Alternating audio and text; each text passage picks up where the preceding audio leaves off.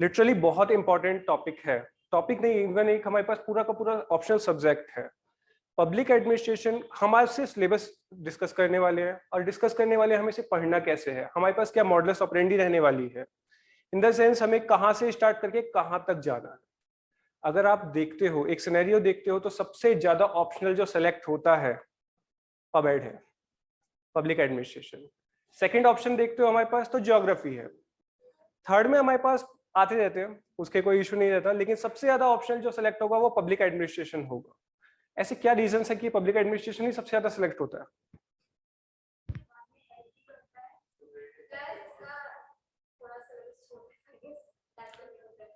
बिल्कुल, सबसे इंपॉर्टेंट चीज उन्होंने बोली, सिलेबस बहुत ज्यादा शॉर्ट है। नहीं, सिलेबस शॉर्ट नहीं है, वेटेज बहुत perfect. GS1, GS2, GS3, even हमारे पास एसेज में सब में सबसे ज्यादा हेल्पफुल है। जैसे मैं आपको दिखाऊं यहाँ पर, तो मैं पूरा बना के ला रखा हूँ। लाइक प्री में हमारे पास क्या क्या ओवरलैप होने वाला है? हमारे पास इंडियन पॉलिटी है, गवर्नेंस है, कॉन्स्टिट्यूशन है, पॉलिटिकल सिस्टम है। ये पूरा का पूरा हमारे पास GS2 मेंस में लिखने के लिए आपके पास आने वाला है। पहली चीज मैं आपको ये क्लियर कर दूं, सिर्फ और सिर्फ प्री के लिए मत बैठे रहना। सबसे इंपॉर्टेंट होता है मेंस पढ़ना, मेंस लिखना। रोज के अगर आप 5 आंसर नहीं लिख रहे हो तो आप मजाक कर रहे हो अपनी जिंदगी के साथ, आप अपनी प्रिपरेशन को बहुत लाइटली लेके चल रहे हो।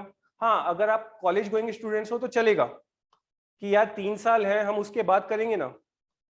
लेकिन अगर तुम ऑलरेडी ग्रेजुएट हो चुके हो या पोस्ट ग्रेजुएशन में हो, तो आपको रोज 5 आंसर्स लिखने ही पड़ेंगे। और सबसे इंपॉर्टेंट चीज, पब्लिक एडमिनिस्ट्रेशन सबके साथ डील करेगा। GS1 के साथ डील करेगा, GS2 के साथ डील करेगा, GS3 के साथ डील करेगा। एथिक्स का तो लगभग 60% सिलेबस हम पवेड में कवर करेंगे। एसेज के अंदर आप लोगों को आज के टाइम पे पता है कि हमारे पास सबसे इंपॉर्टेंट थिंग फिलोसफिकल एसेज आने लग गए हैं। Part 1, part 2। पार्ट 1 हमेशा फिलोसफी के ऊपर डिपेंड करता है। हम यहाँ पर एडमिनिस्ट्रेटिव थॉट्स पढ़ने वाले। सेकेंड यूनिट मैं आपको पूरा सिलेबस दिखा रहा हूँ कि हम किस तरीके से ओवरलैप करते हुए जा रहे हैं इसे। हम एडमिनिस्ट्रेटिव थॉट्स पढ़ने वाले हैं। यहाँ पर तो मोर ओवर 6 या 7 थिंकर्स लिखे हैं, लेकिन मैं आपको 15 से 17 थिंकर्स पढ़वाने वाला हूँ, जिसमें BR अम्बेडकर भी रहेंगे, महात्मा गांधी भी रहेंगे, और हमारे पास सर्वपल्ली राधाकृष्ण, बहुत इंपॉर्टेंट हमारे पास फिलोसोफर हैं। वो हमारे more over second prime minister, president भी रह चुके हैं वो, और उनकी पूरी की पूरी कहानी हमें यहाँ पे पढ़नी है। और एसेज लिखने में सबसे इंपॉर्टेंट पार्ट उन्हीं का रहने वाला है, इन थिंकर्स का। बहुत चीजें हैं हमारे पास। इंट्रोडक्शन में अभी हम यही पढ़ने वाले हैं कि पब्लिक एडमिनिस्ट्रेशन है क्या। आज का सिलेबस, आज सिर्फ हम सिलेबस डिस्कस कर रहे हैं, कल से हम सीधा ज्यादा टाइम वेस्ट नहीं करेंगे।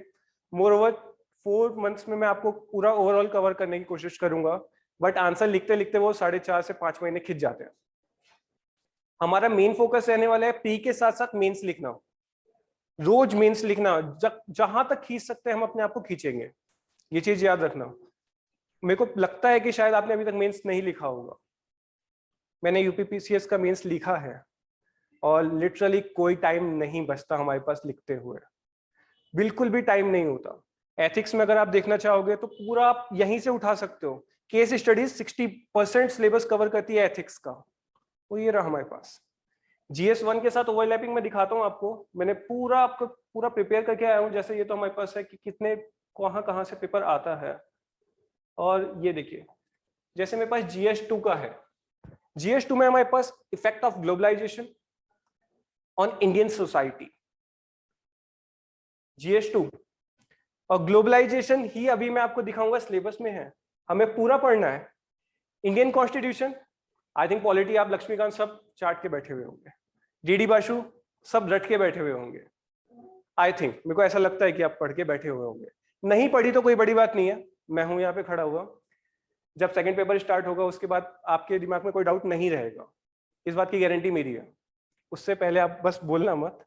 इसके बाद हमारे पास function responsibility of union state, सबको पता है कि हमारे पास रहने वाला है सेपरेशन पावर लिस्ट, हमारे पास लिस्ट रहने वाली है, शेड्यूल 7 रहने वाला है। उसके अंदर जितनी भी हमारे पास चीजें हैं, लाइक हमारे पास आर्टिकल 262 इंटर स्टेट डिस्प्यूट्स जो होते हैं हमारे पास, वाटर मैकेनिज्म के साथ जो भी डिस्प्यूट्स होते हैं हमारे पास, वो सारे हमारे पास पेपर सेकंड के साथ इंडियन एडमिनिस्ट्रेशन के साथ चलने वाले हैं, लाइक पार्लियामेंट, स्टेट लेजिस्लेचर, सब पढ़ा हुआ है आप लोगों ने, सब पढ़ा हुआ होगा अगर पॉलिटी पढ़ी है तो आपके लिए पेपर सेकंड इजी होगा।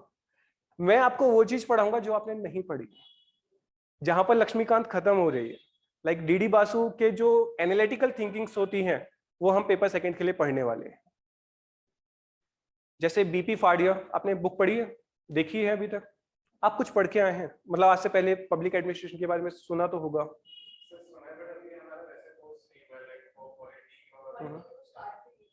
पॉलिटी स्टार्ट भी नहीं हुआ, ओके। सोसाइटी,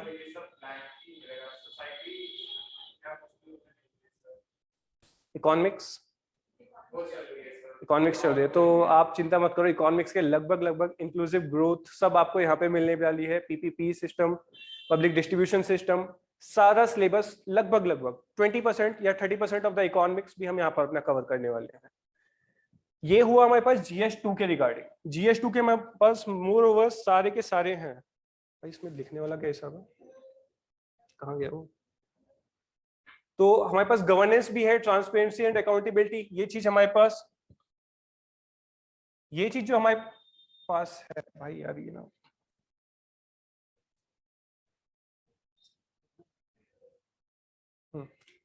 ये जो चीज आप देख रहे हैं, structure, organisation, function of executives, executive, legislative, judiciary, ये चीज भी हमें यहाँ पर पढ़नी है।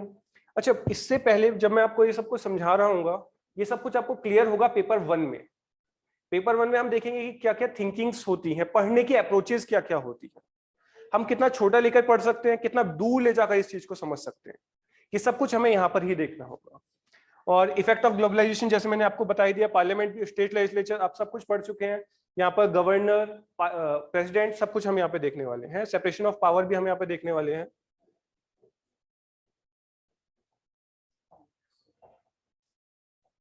थोड़ा सा दिक्कत होने वाली है इसमें स्टार्टिंग में 2-3 दिन, बस 1-2 दिन की बात है, बाकी मैं समझ जाऊंगा ऐसे क्या है ये सब। नेक्स्ट स्लाइड है भाई।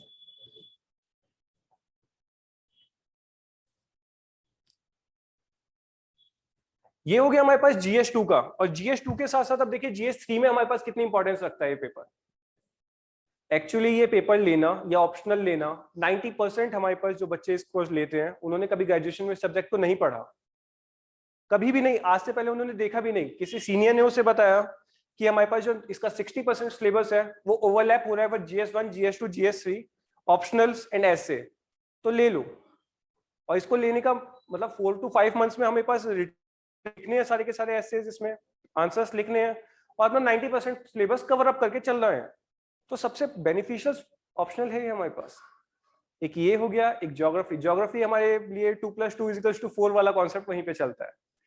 यहाँ पर 2+2=4 नहीं चलता, यहाँ पर 2+2=4 हो भी सकता है वाला कॉन्सेप्ट चलता है।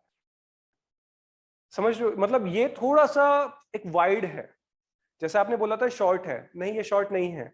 शॉर्ट क्यों नहीं है इसका भी मैं आपको रीजन देता हूं। लाइक हम जैसे बिल्कुल स्टार्टिंग में गए पेपर 1 में, पेपर 1 के अंदर हमें यहां पर 12 यूनिट्स पढ़नी है, सबको पता है 12 यूनिट्स पढ़नी है। 12 यूनिट्स के अंदर हमें 74 टॉपिक्स पढ़ने हैं। नहीं पता? कोई नहीं, हम यहाँ पे हैं इसलिए कि हम बता पाए आपको कि क्या पढ़ना है क्या नहीं पढ़ना। सिविल सर्विसेज में सबसे ज्यादा इंपॉर्टेंट है क्या नहीं पढ़ना। क्या पढ़ना है ये इंपॉर्टेंट नहीं है, क्या नहीं, क्या छोड़ना है वो ज्यादा इंपॉर्टेंट है। तो हम बता रहे हैं कि आपको क्या पढ़ना है क्या नहीं पढ़ना। इट्स और यहां पर अगर मैं देखता हूं तो 14 यूनिट्स है एंड 99 सब टॉपिक्स। कुल मिलाकर अगर देखा जाए तो 74, 99 कुल मिलाकर 173 टॉपिक्स आपको पढ़ने। बस सिविल सर्विसेज के सिलेबस में लिटरली ये बस है। आप अपना कोई भी पेपर GS1 उठा के देख लीजिए, आप ज्यादा दूर मत जाओ, लक्ष्मीकांत उठा के देख लो, 76, 77 चैप्टर्स तो यू नॉर्मली उसमें खिंचते हैं अगर आप पढ़ना चाहते हो तो 173 ज्यादा नहीं है, और ज्यादा भी नहीं तो मुश्किल से आपको 200-250 पेज ही रटने होंगे। रटना मैं इसलिए बोल रहा हूँ क्योंकि थिंकर्स की जो थिंकिंग है वो समझ सकते हो आप, लेकिन जो फिलॉसफी है वो लिखने के लिए आपको कुछ कोटेशंस रटना पड़ेगा, एडमिनिस्ट्रेशन की डेफिनेशंस रटनी पड़ेगी, how administration is differ from public administration, ये आपको पता होना चाहिए। कुछ बेसिक कोड्स होते हैं वो आपको यहाँ पर मैं लिखवा दूंगा। तो आपको 173 टॉपिक्स ओवरऑल पढ़ने हैं। अब जैसे मैं आपको बता रहा था कि भाई एक कहाँ गया बेचारा, थोड़ा सा दिक्कत आएगी बस। जैसे मैं आपको बता रहा था यहाँ पे कि सिलेबस ओवरलैप हो रहा है, तो GS2 के साथ मैंने GS3 भी आपको बताया था। जैसे मैंने अभी आपको बताया इंक्लूसिव ग्रोथ, जैसे मैंने आपको बताया इंक्लूसिव ग्रोथ, ये GS3 का टॉपिक है, इकोनॉमी का टॉपिक है। यहीं पे हमारे पास इसी के साथ साथ हमारे पास पी भी हमारे पास चलने वाला है। बहुत ही कॉमन मॉडल है आज के टाइम पे। पिछले साल का, इसी साल का मैं आपको एक दिखाता हूँ। ये GS3 का मेरे पास सारे ऑप्शनल कह रहा हूँ, ये जनरल स्टडीज के पेपर में लेके आया था कि पबेट कितना इंपॉर्टेंट है। पहला क्वेश्चन देखिए GS3 का, मेंस का पेपर देखा है यार, गलती मत करना। ये सिविल सर्विसेज जो पेपर है कि तीनों स्टेजेस को साथ में लेकर चलने वाला पेपर है। आप खाली प्री पे फोकस करते रह जाओगे, जो धुरंधर होंगे वो मेंस देन इंटरव्यू की प्रिपरेशन साथ साथ कर रहे होंगे। समझ के चलो, आप अकेले नहीं हो, आप मे भी शायद आप फर्स्ट टाइमर्स होंगे, वहां 6-6 साल का बंदा बैठा है। अभी आपने रिसेंटली एक फेसबुक पे देखा होगा, बंदा 10 साल से रेगुलर कोशिश कर रहा था, उसने 6 बार उसने प्री निकाला है, 4 बार उसने मेंस लिखा है, इवन 2 बार उसने इंटरव्यू फेस किया है, तब भी सिलेक्ट नहीं हुआ, तो कितना प्रिपेयर करके बैठा हुआ होगा। साथ साथ चीजों को लेकर चलो। प्री आप पढ़ दो, बहुत अच्छी बात है, लेकिन प्री के साथ साथ रोज 2 आंसर लिखने की कोशिश करो, मेंस लिखने की कोशिश करो। चलो मेंस का मैं आपको पहला क्वेश्चन दिखाता हूँ। क्वेश्चन है हमारे पास, why public private partnership required in infrastructure projects. ये GS3 का पेपर है। GS3 मतलब देखो, जनरल स्टडीज में भी हमारे पास पबेट कितनी हेल्प कर रहा है। और पीपी मॉडल आपको समझाना है कि रेलवे इंफ्रास्ट्रक्चर में किस तरीके से हेल्पफुल होगा। क्या पब्लिक एडमिनिस्ट्रेशन में हेल्पफुल है? जब आप पबेट को पढ़ लोगे तो ये टॉपिक आप ना GS3 के रिगार्डिंग लिखना चाहो तो आप पब्लिक एडमिनिस्ट्रेशन के थ्रू लिख सकते हो, बहुत इजीली लिख सकते हो। नेक्स्ट है हमारे पास inclusive growth under a market economy, लिखा जा सकता है। ओवरलैपिंग सिलेबस है हमारे पास, मैं आपको पढ़ाने वाला हूं इसमें इंक्लूसिव ग्रोथ, तो GS3 में आपको ज्यादा मेहनत करने की जरूरत पड़ेगी नहीं, जो पबेट के सारे टॉपिक्स होंगे उसके रिगार्डिंग। अगला क्वेश्चन देखिए, PDS system, public distribution system, पढ़ा हुआ होगा। अगर नहीं पढ़ा तो रोज एक आर्टिकल पढ़ना स्टार्ट करिए, जैसे सर देते ही हैं अपनी साइट पे, PIBs देते ही हैं, तो उसको रेगुलर टचअप में रहिए उनके और पढ़ते रहिए उनको, तो आपको ये सारे टॉपिक्स वहां पर दिखने लग जाएंगे। नेक्स्ट क्वेश्चन है हमारे पास, significance of food producing processing industries in India. इसके आपको स्कोप एंड सिग्निफिकेंस लिखने हैं। ये ऑल्दो डायरेक्ट क्वेश्चन नहीं है पबेट का, पब्लिक एडमिनिस्ट्रेशन का या फिर इकोनॉमी का भी ये डायरेक्ट क्वेश्चन नहीं है, लेकिन इसमें पबेट कितना हेल्पफुल है। स्कोप आपको लिखना है पूरा का पूरा एक PSU का, फूड प्रोसेसिंग यूनिट जो है, फूड प्रोसेसिंग इंडस्ट्री जो भी है हमारे पास, ये पब्लिक सेक्टर यूनिट ही तो है। आपको पूरा का पूरा टॉपिक इसी के रिगार्डिंग लिखना है, तो कितना हेल्पफुल है ये। यहीं पर खत्म नहीं होती बात। देखो GS3 में अभी तक मोटे मोटे 4 क्वेश्चन मुझे प्योरली पबेट के मिल चुके हैं। इसके बाद भी अगर मैं बात करूं, marketing of agriculture product in India, पूरा पबेट के साथ कोरिलेट करेगा। What are the basic principle behind the vaccine development. Vaccine development ये पबेट का थोड़ा सा डिसिप्लिन जब हम पढ़ते हैं, systematic study of public administration जब हम पढ़ते हैं, तो उसमें 2-4 IR के टॉपिक्स भी आते हैं, जिसमें हमने WTO भी देखना होता है, IMF, वर्ल्ड बैंक, सब कुछ देखना होता है। तो उसके रिगार्डिंग वैक्सीन डिप्लोमेसी क्या थी, क्या है, वो भी हमारे पास पबेट के रिगार्डिंग हम लिख सकते हैं। अगर प्योरली नहीं लिख सकते तो 10 में से 6 पॉइंट हम पबेट के बना सकते हैं यहाँ पे। सीधा सीधा क्वेश्चन कभी भी मेंस में नहीं आता, कभी भी नहीं आता। आपने GS1 का इस बार का क्वेश्चन पेपर उठाना, आप देखना, उसमें आप एक बढ़िया सा क्वेश्चन देखेंगे कि significance of lion and cow, I think bull and lion ही था, जिसमें आपको समझाना है कि बुल्स और लायन का क्या सिग्निफिकेंस है from the ancient time to modern era. ये आपको कोई बुक में नहीं मिलने वाला। आप नितिन सिंघानिया को 10 बार पढ़ लो, नहीं मिलने वाली ये चीज। आप सर के लेक्चर्स देख लो, आप किसी भी आर्ट एंड कल्चर के लेक्चर्स देख लीजिए, डायरेक्ट कांटेक्ट में ये चीज नहीं मिलेगी आपको। पर क्या मिलेगा आपको, ये पता चलेगा कि जैनिज्म के जो फर्स्ट तीर्थंकर थे उनको हम बुल से रिप्रेजेंट करते हैं, पता चलेगा ये आपको। तो आपको वो सिग्निफिकेंस वहां से कोरिलेट करके लिखनी है।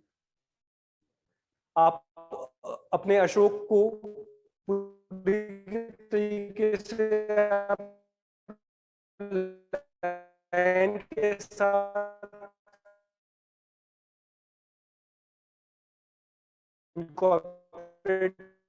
कर सकते हैं। तो मोदी जी ने अभी तो वहां से यूपीएससी ने क्वेश्चन उठाया, उसको साथ साथ देखोगे तो आपको सीरियसली अपनी असलियत का पता चलेगा कि हम है कहाँ। जीएस 3 में मोटे मोटे मुझे 7 से 8 क्वेश्चन मिलते हैं, 20 में से 7 से 8 क्वेश्चन लगभग आपका 30 to 40% का वेटेज रखता है। ये आपका पबेट से कवर हो रहा है। ये तो जीएस 3 की बातें हैं। अगर मैं जीएस 2 उठाऊं तो वो आपको प्योरली पबेट लगेगा। मैं आपको क्वेश्चन पढ़ के दिखाता हूं, प्योर आपको पबेट लगने वाला है जीएस 2 का क्वेश्चन। पहली चीज है हमारे पास सुप्रीम कोर्ट के रिगार्डिंग। पहला क्वेश्चन सुप्रीम कोर्ट के रिगार्डिंग पबेट है। अभी यहाँ पे दिखाता हूं मैं आपको किस तरीके से हमारे पास, सेकंड थोड़ा सा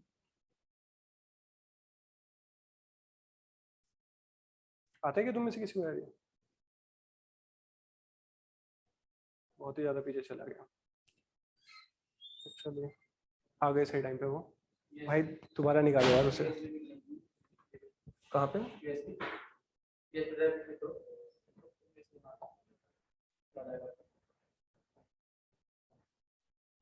हम यहाँ पे जब इंडियन एडमिनिस्ट्रेशन पढ़ेंगे यहाँ पर हम, तो इसमें हम पूरी प्योरली जुडिशरी भी पढ़ने वाले हैं।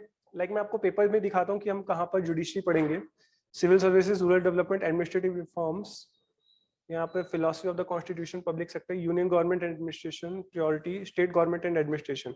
स्टेट गवर्नमेंट एंड एडमिनिस्ट्रेशन है हमारे पास प्योरली। यहाँ पर हम चीफ सेक्रेटरी पढ़ने वाले हैं, मिनिस्टर पढ़ने वाले हैं। यहाँ पर हम पूरी की पूरी judiciary, union government and administration, this is the judiciary one. कोई नहीं दिख रहा है ना आप लोगों को? तो यहाँ पर देखिए जुडिशरी के ऊपर, जुडिशरी पर कितने क्वेश्चन आ रखे हैं। 2014 में हमारे पास 2 क्वेश्चन आ रखे हैं 10-10 मार्क्स के। 10 मार्क्स का लिखने का मतलब है 150 वर्ड्स, और आप, मेरे को लगता है कि एक आंसर भी अभी परफेक्टली नहीं लिख पाएंगे। कोई नहीं, हम स्टार्ट करेंगे, आज नहीं तो कल, कल नहीं तो परसों। जैसे ही हमारे पास एक टॉपिक कंप्लीट होगा हम उसके रिगार्डिंग स्टार्ट करते हुए चलेंगे।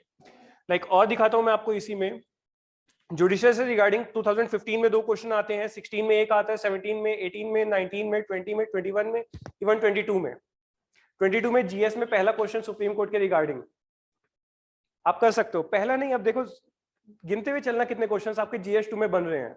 सेकंड क्वेश्चन है आर्टिकल 19 से related, right to movement and residence throughout the territory of India are freely available to Indian citizen but these rights are not absolute.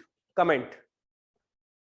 Article 19 के regarding है, हम polity के अंदर पूरा का पूरा पढ़ने वाले हैं। अगेन 10 मार्कर है हमारे पास। सेकंड क्वेश्चन के बाद थर्ड क्वेश्चन में दिखाता हूं आपको, डिसेंट्रलाइजेशन के ऊपर रिगार्डिंग है, 73 74th अमेंडमेंट। अगेन हमारे पास 10 मार्कर 150 वर्ड्स। फिर हम बात करने वाले हैं बहुत ही स्ट्रेट फॉरवर्ड क्वेश्चन जीएस 3 का। ऐसे क्वेश्चन बहुत ही रेयर देखने को मिलते हैं, बहुत ही rare. Discuss the role of vice president of India as a chairman of Rajya Sabha. Straight forward question है ये तो।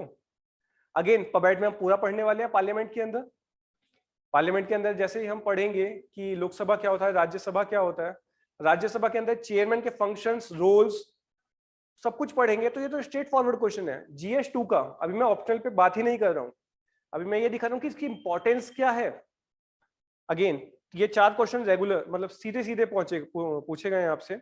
अगला क्वेश्चन देखिए, discuss the role of national commission for backward classes in a wake of its transformation from a statutory body to constitutional body.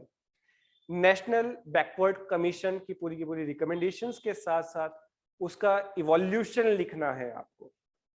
हो सकता है कि लक्ष्मीकांत में आपको प्योरली इवोल्यूशन ना मिले, डीडी बासु में मिलता है। आपने सिर्फ लक्ष्मीकांत पढ़ी है, आपका लूप होल है, डीडी बासु को भी साथ में पढ़ी है। लेकिन अगर आप पबेट लेके चलते हैं तो ये दोनों किताबें आपको छूनी भी नहीं है। समझ रहे हो ना इस चीज को? तो पबेट कितना हेल्पफुल है आपके लिए। ये 5 क्वेश्चन लगातार गिनती के साथ। अगला देखिए गति शक्ति योजना। आप क्योंकि आप सिविल सर्विसेज की प्रिपरेशन कर रहे हैं तो कुरुक्षेत्र और योजना मेरे को लगता है कि आप पढ़ते होंगे रेगुलर बेसिस पे। पढ़ लेना, ठीक है, रेगुलर बेसिस पे। अगर नहीं पढ़ पाओगे तो जब मैं इंडियन एडमिनिस्ट्रेशन में पहुंचूंगा, अभी तक की जितनी योजना और कुरुक्षेत्र मैंने पढ़ी हैं, मैं आपको उसके नोट्स डिक्टेट कर दूंगा। उसके आगे की जिम्मेदारी आपकी है। हाँ, जब तक मेरे लेक्चर्स यहाँ पर चल रहे हैं, जो भी अपडेट आता है, इवन अगर कल की डेट में भी कोई अपडेट आया हुआ होगा और मेरी नॉलेज में होगा तो वो मैं आपको डिक्टेट करवा दूंगा। मैं भी बताऊंगा कि कितनी हमें साइट्स रेगुलर चेकअप करनी पड़ती है, कितनी साइट्स हमें रेगुलर पढ़नी पड़ती हैं, ठीक है। ओके, ये गति शक्ति योजना बहुत इंपॉर्टेंट क्वेश्चन है, अब बहुत ज्यादा न्यूज में भी रहा था और ये पबेट का भी टॉपिक है। इसके बाद हम बात करते हैं the rights of persons with disability act 2016। जब भी पबेट को हम पढ़ते हैं 3 या 4 एरियाज के अराउंड हम बहुत इजीली ग्रैब करते हैं इसे। Schedule caste, schedule tribe, women's and personals with disabilities. तो पर्सन विद डिसेबिलिटी का क्वेश्चन बहुत ही लाजमी है और ये आना भी चाहिए। तो इंडियन एडमिनिस्ट्रेशन के साथ साथ हम यहाँ पर भी देख रहे हैं। अगला क्वेश्चन है हमारे पास डायरेक्ट बेनिफिट ट्रांसफर स्कीम। ये GS3 में भी था, GS2 में भी है, और दोनों क्वेश्चंस GS2 और GS3 भी ओवरलैप कर रहे हैं अपने आप में, और ये दोनों पबेट के साथ ओवरलैप कर रहे हैं। तो कितना इंपॉर्टेंट है ये आप देख ही सकते हैं यहाँ पर। ये भी अगर आप छोड़ देते हो, रिप्रेजेंटेशन ऑफ पीपल एक्ट 1951 के ऊपर भी क्वेश्चन आ रखा है, क्वेश्चन नंबर 11। मैं ऑलरेडी पूरी मेहनत के साथ आ रखा हूँ यहाँ पे, आपको सिर्फ इसकी सिग्निफिकेंस समझाने के लिए। आपने गलती नहीं करी पबेट लेकर, जिन्होंने नहीं लिया उन्होंने गलती करी है कि पबेट नहीं लिया। हम 60% सिलेबस ऑफ जनरल स्टडीज यही कवर अप करके चलेंगे।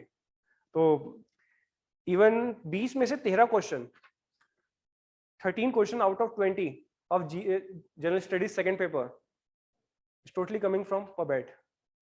कितना इंपॉर्टेंट है। ऐसे 250 मार्क्स का है, 125 मार्क्स का फिलोसॉफिकल एक्स से, टोटली कमिंग फ्रॉम पबेट। चलो ये सब भी छोड़ दो, 275 मार्क्स का इंटरव्यू, पहुंच गए आप सामने इंटरव्यू में और इंटरव्यूअर ने आपसे पूछ लिया let us consider you are the DM of such and so and so district, और एक केस स्टडी रख दी। कहां से प्रूफ कर पाएंगे आप लोग? अगर आपने पर्सनल एडमिनिस्ट्रेशन पढ़ा है, अगर आपने यहाँ पर पर्सनल एडमिनिस्ट्रेशन पढ़ा है, एक सेकेंड, अगर आपने ये चीज पढ़ी है पर्सनल एडमिनिस्ट्रेशन, तो आप एडमिनिस्ट्रेटिव एथिक्स के बारे में जानते हैं। केस स्टडीज यहाँ पर हम लगभग 50 to 60% केस स्टडीज हम यहाँ पर डिस्कस करते हैं कि मान लीजिए आप एक DM है किसी स्टेट के, वहां पर एक डिजास्टर मैनेजमेंट हो जाता है, कुछ भी डिजास्टर हो जाता है, तो आप कैसे मैनेज करेंगे उस चीज को? डिजास्टर मैनेजमेंट इंडियन एडमिनिस्ट्रेशन का लास्ट टॉपिक ऑटोमेटिकली। तो कितना ज्यादा इंपॉर्टेंट है डिजास्टर मैनेजमेंट। इवन इकोलॉजी और एनवायरमेंट के भी कुछ एस्पेक्ट यहाँ पर हम कवर अप करके चल रहे हैं। तो इंपॉर्टेंस तो इसकी बहुत ही ज्यादा है। लाइक 15 क्वेश्चन मैं आपको बताता हूँ। Discuss the role of election commission of India in the light of evolution of model code of conduct. Election commission article 324, मैं नहीं मानता कि किसी ने नहीं पढ़ा होगा। प्री में भी बैठ रहे हो, CDS में भी बैठ रहे हो, इवन आप स्टेट वनडे एग्जाम्स में भी बैठ रहे हो, तो इलेक्शन कमीशन तो पढ़ के जाओगे। और इवन सिविल सर्विसेज में सीधा डायरेक्ट क्वेश्चन पूछा गया है, और ये भी पबेट का क्वेश्चन है। वेलफेयर स्कीम्स के बारे में पूछा गया है। फिर आपको under privilege section of the society के बारे में भी बताना है। तो ये पूरा पेपर एक तरीके से देखा जाए, GS3, GS2, इवन मैं आपको GS1 भी दिखा देता हूँ। ये रहा आपका GS1 के ज्यादा क्वेश्चंस नहीं होते, लेकिन मोर ओवर इसमें भी आपके पास 20 में से 5 क्वेश्चन है। तो मान के चलिए 5 क्वेश्चन यहाँ पर आ गए आपके 20 में से, 13 क्वेश्चन यहाँ पर आ गए और 8 क्वेश्चन लास्ट में आ गए। 60 में से 30%, मतलब 30 क्वेश्चंस के अराउंड 25 to 30 क्वेश्चंस आप यहाँ पर कवर अप करके चल रहे हैं। इसकी इंपॉर्टेंस इतना ही काफी है मेरे को बोलना है कि आपके 1000 में से 500 नंबर जर्नल स्टडीज में भी यही एक्वायर करता है। इतना काफी है मुझे बताना आपको। ऑप्शनल तो अपने आप में है ही ये, ऑप्शनल में तो इवन 500 मार्क्स आपके वहां पे अलग से ही आ रहे हैं, लेकिन ये अलग चीज चल रही है। अब यहीं पे नहीं है, इसी साल ऐसा नहीं हुआ कि बस इस साल ही आए हैं इतने 25 से 30 क्वेश्चन के बीच में, पिछले साल भी इसमें 22 क्वेश्चन आए थे। अगर हम बात करते हैं पिछले साल के 2021 के पेपर्स की जो जनवरी में हुए थे, तो उसमें भी 22 क्वेश्चन डायरेक्ट आउट ऑफ 60 पबेट से थे, जिसमें मोर ओवर जुडिशरी के बारे में ही पूछा गया था, पीडीएस सिस्टम के बारे में ही पूछा गया था, और मोर ओवर यही डिसिप्लिन के रिगार्डिंग ही क्वेश्चंस थे। तो इंपॉर्टेंस आपको इसकी दिख रही है कितनी ज्यादा है। अभी हम इसमें पढ़ने क्या वाले हैं, ये तो हमने डिस्कस किया कि क्या है, हम इसमें पढ़ने क्या वाले हैं, क्या क्या टॉपिक्स हैं इसमें रिगार्डिंग से। हल्का सा बहुत ही एक माइन्यूट सा मैं दिखाते हुए चलता हूँ आपको कि हमको क्या क्या देखना है। भाई बहुत ही बेकार चीजें हैं, ट्रेडिशनल जो होते थे ना वो ज्यादा अच्छे होते थे ना इसके रिगार्डिंग। ठीक है, पब्लिक एडमिनिस्ट्रेशन में जैसे मैंने आपको बताया इसमें हमें 12 टॉपिक पढ़ने हैं, 12 में अंदर हमारे पास 74 सब टॉपिक्स हैं, ये यूनिट्स हैं, और यहाँ पर हमारे पास कुल मिलाकर 14 यूनिट्स हैं और 99 टॉपिक्स हैं, कुल मिलाकर 173 टॉपिक्स हैं। हम इसके ज्यादा पढ़ेंगे, 173 नहीं होगा, और भी ज्यादा होगा, क्योंकि ये एक स्टैटिक सिलेबस नहीं है, ये हिस्ट्री नहीं है कि जो था वो हो गया बस, ये डायनेमिक सिलेबस है। कल की डेट में अगर चाइना फ्रांस के साथ भिड़ रहा है, आपने देखा होगा चाइना हमारे पास कनाडा के साथ भिड़ रहा है, जैसे भी अभी वर्बल कम्युनिकेशन हुआ है इन दोनों लाइक जी जिनपिंग और जस्टिन ट्रूडो के बीच में, अभी आपने देखा होगा। तो ये भी आपका पबेट का इवोल्यूशन है, इसके रिगार्डिंग भी आपसे क्वेश्चन पूछा जा सकता है, तो बिल्कुल मेंटली प्रिपेयर रखना है कि कहाँ से भी पूछे, हमें एस्पेक्ट यहीं से घुसाने हैं।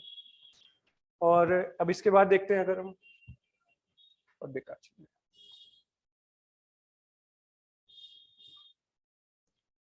मैं लिखने वाला नहीं उसके ऊपर, ठीक है, चलो चल लिख देंगे। तो हमारे पास पहली चीज है इंट्रोडक्शन, बहुत ही ब्रीफ में लेके चलूंगा क्योंकि टाइम लिटरली 45 मिनट्स में ये अपने आप में पूरा सिलेबस है, तो जितना कम से कम मैं बता पाऊँ उतना ही लेके चलेंगे हम इसमें। पब्लिक एडमिनिस्ट्रेशन का पहला जो इंट्रोडक्शन पार्ट होता है उसमें हमारे पास मीनिंग देखना होता है।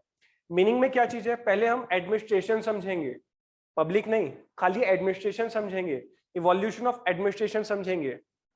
ऐसा होता है कि जब से इंसान की सभ्यता है तब से हमारे पास एडमिनिस्ट्रेशन चलता है। हम इंडस वैली सिविलाइजेशन की बात करते हैं, हम उसके बाद मॉडर्न टाइम पीरियड की बात करते हैं, मॉडर्न टाइम पीरियड में सबसे इंपॉर्टेंट बुक अर्थशास्त्र की हम बात करते हैं। इवन उसके बाद अकबरी, आपने अभी देखा होगा अकबर का पूरा एडमिनिस्ट्रेशन था हमारे पास, उसमें उसकी हम बात करते हैं। ब्रिटिश एडमिनिस्ट्रेशन की हम बात करते हैं, ये एडमिनिस्ट्रेशन ऑलरेडी चलता हुआ आ रहा है। तो इस पूरी के पूरी चीज को जो हम पढ़ने वाले हैं वो इवोल्यूशन में हम पढ़ने वाले हैं, इवोल्यूशन किस तरीके से इवॉल्व हुआ है ये, लेकिन इंडियन पर्सपेक्टिव में कम से कम पढ़ेंगे हम इसे। हम देखेंगे वर्ल्ड के पर्सपेक्टिव में क्या चल रहा है। लाइक 1887 में पहली बार हमारे पास वुड्रो विल्सन, दिस वन कहाँ है, ये रे वुड्रो विल्सन, नाम सुना इनका, वर्ल्ड हिस्ट्री पढ़ी है? अच्छा, आप बिल्कुल न्यू कमर्स हैं क्या, बिल्कुल अभी फ्रेश एडमिशन हैं क्या आप लोग? थोड़ा सा टाइम नहीं हुआ आपको, मतलब कितना टाइम हुआ है आप लोगों को पढ़ते पढ़ते? मोर ओवर सबसे 6 मंथ्स, सबको 6 मंथ्स स्टार्ट किया है, आपको 1 ईयर हो गया है। 1 ईयर, तो 1 ईयर तो इनफ टाइम यार, 1 ईयर तो लिटरली इनफ टाइम होता है अपने आप में। 1 ईयर का मतलब होता है तुम वर्ल्ड हिस्ट्री पूरी की पूरी रट के बैठे हो, पॉलिटी रट के बैठे हो, इकोनॉमिक्स रट के बैठे हो, बस आप अब आप मेंस के लिए लिख रहे हो। 1 ईयर इतना टाइम होता है,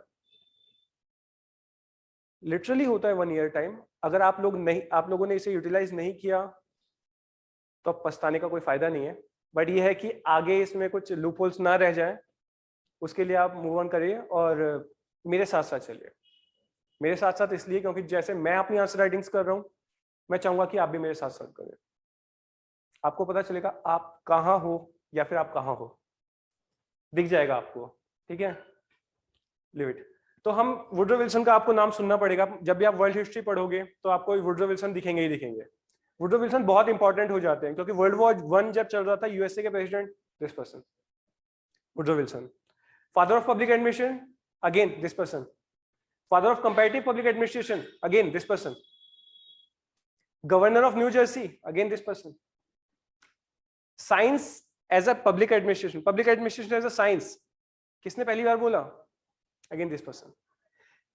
जब हम पढ़ते हैं पब्लिक एडमिनिस्ट्रेशन को as a systematic study of public administration, मतलब एक स्ट्रक्चर के साथ हम पढ़ना स्टार्ट करते हैं कि कब से एक रिटन डॉक्यूमेंट्री मिलने लगी पब्लिक एडमिनिस्ट्रेशन की हमें, इसी बंदे की स्टार्टिंग है।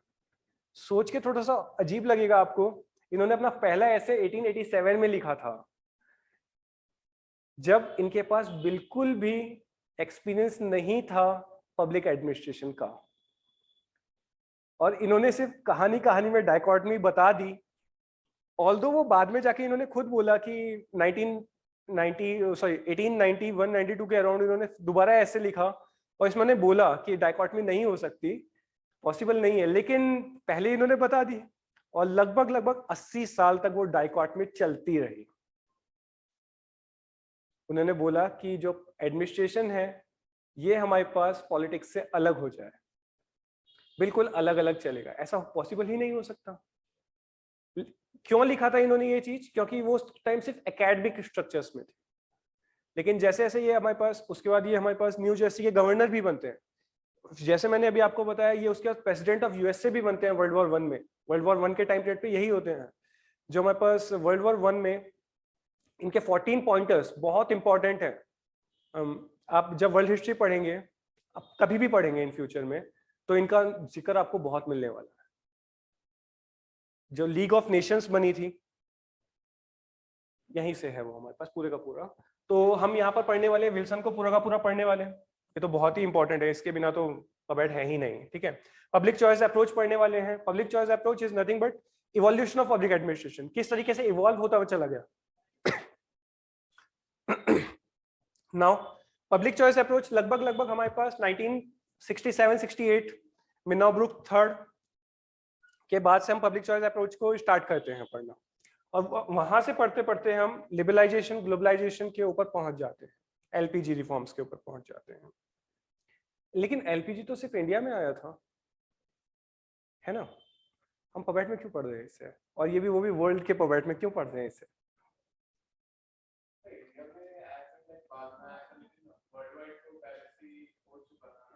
कब से?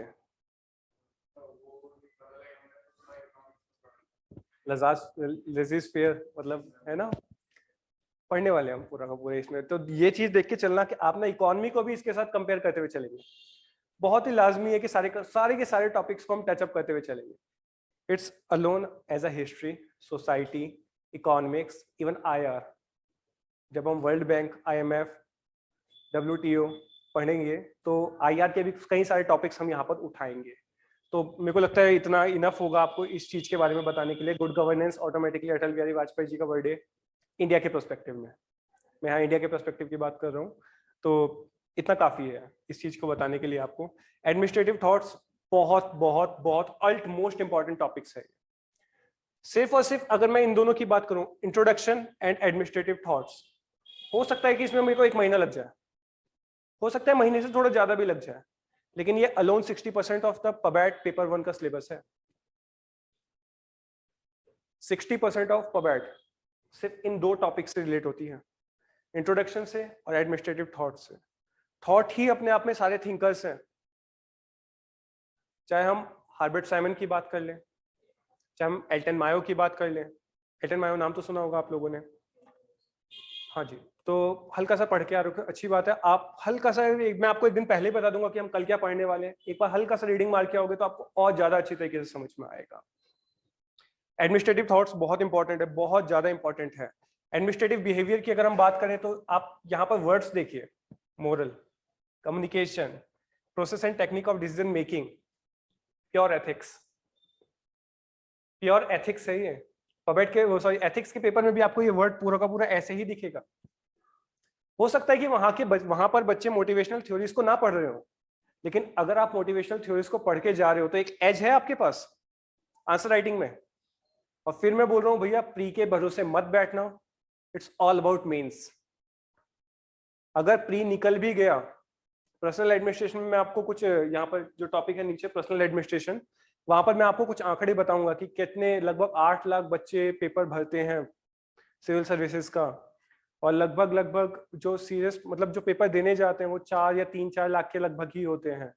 जो उसमें से प्री निकालते हैं वो लगभग यही 13-14-15 हजार के लगभग ही होते हैं, वो डिपेंड्स ऑन द सीट। और जो प्री निकालने के बाद मेंस लिखते हैं वो 15,000। हो सकता है कि आप, पॉसिबिलिटीज है कि आप भी उनमें से होंगे, लेकिन जो 15 के बाद जो 2,500 निकलते हैं ना, जो इंटरव्यू वाले होते हैं, वो होते हैं बंदे। तभी तो गवर्नमेंट ने बोला है कि अब जो इंटरव्यू फेस कर रहा है उसको भी गवर्नमेंट जॉब है, एवं थोड़ी बोला है। तो उसको, गवर्नमेंट को पता है ना कि दूध कहाँ पर है, दूध के ऊपर की मलाई कहाँ पर है, और मलाई को भी किस तरीके से यूज करना है गवर्नमेंट सब जान रही है। तो आपको ये देखिए, तो ये एथिक्स में है पूरे के पूरी चीजें, तो एथिक्स ऑटोमेटिकली आपको थोड़ा सा एज देगी यहाँ पर, सॉरी यहाँ पर पबेट आपको एथिक्स में एज देगा, ठीक है। तो मोटिवेशनल थ्योरीज है हमारे पास, लीडरशिप की थ्योरीज है, लीडरशिप की क्वालिटीज आपको पता होना चाहिए, ट्रेडिशनली क्या था, मॉडर्न में भी हमारे पास किस पर्सपेक्टिव में हम बात कर रहे हैं। मैं इसमें आपको कोशिश करूंगा कि नीति आयोग वित्त आयोग को सबको इसमें इंक्लूड करके ही बताऊं, जितना अभी तक का बिल्कुल चल रहा है उसी हिसाब से। ऑर्गेनाइजेशंस जो होती है हमारे पास, एडहॉक कमिटीज और एडवाइजरी बॉडीज। फिर मैं बोल रहा हूँ ये वर्ल्ड के पर्सपेक्टिव के साथ साथ मैं इसमें इंडिया के जितने भी कॉन्टेम्परेरी इश्यूज हैं उसको मैं सम अप एड अप करता हुआ चलूंगा। लाइक ऐसे ही पूछ लेता हूँ मैं आपसे, क्योंकि सब यहाँ पर जितने भी बैठे हुए हैं 6 महीने से ऊपर ही के ही हैं प्रिपरेशन में। तो एडहॉक कमिटीज क्या होती हैं, बहुत ही जनरल क्वेश्चन है।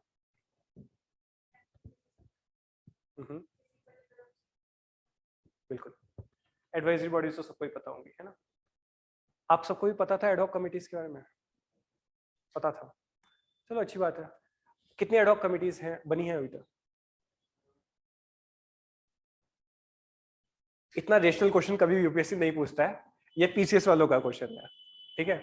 अगर बाय चांस, अच्छा ये तो मैंने आपको बताए हैं नॉर्मली यूपीएससी के क्वेश्चन पेपर्स। आप पीसीएस के देखो यार, वो तो स्ट्रेट फॉरवर्ड आपको सीधा आपके नोट से मिल जाएंगे। मेरा पढ़ाने का तरीका ये रहता है कि एक टॉपिक कवर करने के बाद मैं क्वेश्चंस बोलता हूँ और अगले दिन आपको लिख के दिखाने होते हैं मुझे। हम मैच करते हैं कि कौन परफेक्ट लिख रहा है। और वरना मेरे पास दूसरा ऑब्जेक्टिव ये होता है कि पहले मैं आपको क्वेश्चंस दूं, उसके बाद बताऊं कि आप कुछ नहीं जानते, फिर मैं आपको टॉपिक पढ़ाना स्टार्ट करूं। दोनों अप्रोचेस मेरे पास हैं, वो मैं देख लूंगा आप लोग किस अप्रोच के ऊपर मूव करते हैं, ठीक है। तो इसमें हमारे पास बोर्ड एंड कमीशन तो हमें सारे के सारे ही पढ़ने हैं।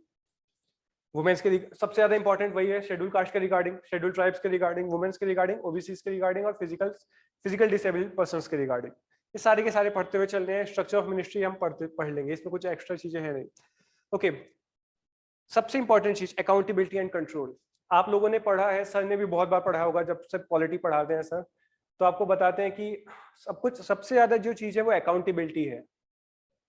किस तरीके से हमारे पास लेजिस्लेटिव एग्जीक्यूटिव के ऊपर अकाउंटेबल है, एग्जीक्यूटिव जुडिशरी के लिए अकाउंटेबल है, और ये आपस में अकाउंटेबिलिटी को मैच करते हुए चलते हैं। लाइक इन दोनों ने मिलकर कोई रूल बनाया, ये बंदा पलट देगा, और इसने मिलकर इसने अकेले ने कोई रूल बनाया, पार्लियामेंट में जाएगा, पार्लियामेंट उसके ऊपर ओवरलैप कर देगी। तो हमारे जो कॉन्स्टिट्यूशन है बहुत ही वेल मेंटेन्ड है, हर किसी के ऊपर चेक एंड बैलेंसेस लगे हुए हैं। तो हमें यहीं पर ये सारे के सारे टॉपिक्स पढ़ने हैं, और कोशिश करनी है जब जुडिशरी पढ़ रहे हो तो हम इसमें फर्स्ट जज केस, सेकंड जज केस, इवन जो अभी करंट में हमारे पास डिबेट चल रही है, आप सुना भी होगा अभी आपने कि जो हमारे पास प्रेजेंट सीजीआई हैं, उन्होंने बोला है कि एनजीएसी जो 2016 में पूरी तरीके से नल एंड वॉइड घोषित कर दिया था, उसके ऊपर विचार करेंगे। हम प्रेजेंट सिनेरियो में उसको भी लेकर चलना चाहेंगे, कोशिश करेंगे जहां तक जितना कवर अप कर सकते हैं उतना। एडमिनिस्ट्रेटिव लॉज, टोटली एथिक्स, ज्यादा बड़े टॉपिक्स नहीं है ये, मुश्किल से मुश्किल 3-4 दिन के ही टॉपिक्स रहते हैं। जो अगेन बोल रहा हूँ, स्टार्टिंग के 2 चैप्टर जिसने पढ़ लिए उसने पबेट का 60% सिलेबस कवर अप कर दिया। थिंकर्स को जानना बहुत इंपॉर्टेंट हो जाता है, थिंकर्स को पढ़ना अपने आप में बहुत बड़ी महाभारत है, और थिंकर्स को पढ़ने के लिए उस समय में जाना पड़ता है, और समय की जगह, समय के साथ साथ उस बंदे की पोजीशन पर अपने आप को रखकर देखना होता है, तब हम जान पाते हैं कि उसने ये डिसीजन क्यों लिया था। इतना डीप जाके पढ़ना होता है हमें, तब जाके हम एडमिनिस्ट्रेटिव थिंकर्स को कंप्लीट कर पाते हैं कहीं। चलो लिव इट। अभी हम यहाँ पे देखते हैं लाइक ये डेलीगेटेड लेजिस्लेशन क्या होता है ये अगेन?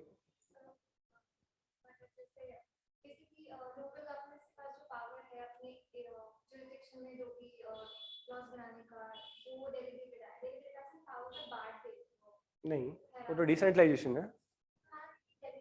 डेलीगेशन इज लाइक कि नहीं, डेलीगेशन इज लाइक कि मान लेते हैं अच्छा पार्लियामेंट में रूल पास हो रहे हैं, पार्लियामेंट में रूल पास हो रहे हैं ना, वो रूल्स फॉर्मुलेट कौन कर रहा है? लेजिस्लेचर तो कर रहा है वो तो, मतलब मान के चलो कि मिनिस्टर रूल मतलब पूरा का पूरा बिल लेकर आया तो हम मान के चलते हैं कि मिनिस्टर ने बोली है वो बात, लेकिन क्या वो मिनिस्टर ने बोली है? उसके नीचे कौन है? सेक्रेटरी है, और सेक्रेटरी के नीचे कौन है? हमारे पास पूरी की पूरी हायरार्की है ऑफ IAS ऑफिसर्स या IAAS ऑफिसर्स, यही मेनली, या IRS ऑफिसर्स। तो इनकी जो हायरार्की एक्चुअली चाह कौन रहा है? यही बंदे चाह रहे हैं, टॉप लेवल सेक्रेटरीज ही चाह रहे हैं कि ये रूल फॉर्मुलेट हो। तो डेलीगेटेड लेजिस्लेचर एक वो चीज होती है कि मतलब दिखाने के लिए तो हमारे पास पार्लियामेंट चल रही है, लेकिन मेन जो पावर है वो हमारे पास ऑफिसर्स के पास में है। ऑफिसर्स चाहे तो किसी का बेड़ा गर्क भी कर सकते हैं और किसी को नीचे से आसमान में भी उठा सकते हैं। तो डेलीगेटेड लेजिस्लेचर वही है। और नहीं, इनफॉर्मल नहीं बोल सकते, प्योरली फॉर्मल है। हाँ, लेकिन यह है कि कॉन्स्टिट्यूशन में कहीं नहीं लिखा है, जब तक नहीं लिखा जाएगा तब तक, बट ये फॉर्मल है, पूरा का पूरा स्ट्रक्चर फॉर्मल है। जब हायरार्की फॉलो हो रही है हमारे पास तो इट्स अ फॉर्मल वन। इसमें हमारे पास जो इंपॉर्टेंट चीज है वो यही है। Administrative tribunals I think 323A 323B रट के बैठे हुए होंगे आप लोग, नहीं बैठा है तो नहीं बैठे हो तो मैं आपको समझाऊंगा इस चीज को, ठीक है? बहुत आगे तक मूव करने वाले हैं हम। कंपैरेटिव पब्लिक एडमिनिस्ट्रेशन, अगेन ये एक ऐसा चंक है, मतलब ऐसी थ्योरी है, ऐसा एडमिनिस्ट्रेशन है जिसको अगर पढ़ लेते हैं हम तो हम अगेन एक कंट्री के साथ साथ दूसरे को कंपेयर हम करना जान जाते हैं। एक टाइम को कंपेयर कर लेते हैं दूसरे टाइम से। हम बोलते हैं ना, जैसे हम कोई भी आंसर लिखते हैं फ्रॉम द एंशिएंट व्यू या फिर हिस्टोरिकली, ये वर्ड जब हम यूज करते हैं तो हम उस टाइम पे जाके उस आंसर को लिख रहे होते हैं। ये कंपैरेटिव वही चीज है। पब्लिक एडमिनिस्ट्रेशन फ्रांस में पहले जन्मा कि जर्मनी में पहले जन्मा या USA में पहले जन्मा? कहाँ पे बर्थ होती है पब्लिक एडमिनिस्ट्रेशन की, और क्या प्रोस्पेक्टिव्स थे, क्यों होती है? कंपैरेटिव पब्लिक एडमिनिस्ट्रेशन में हम समझने वाले हैं। कंपैरेटिव में ही हम बीच का एक सिनेरियो समझते हैं जब टाइम ओवरलैप हो रहा होता है एक दूसरे के साथ।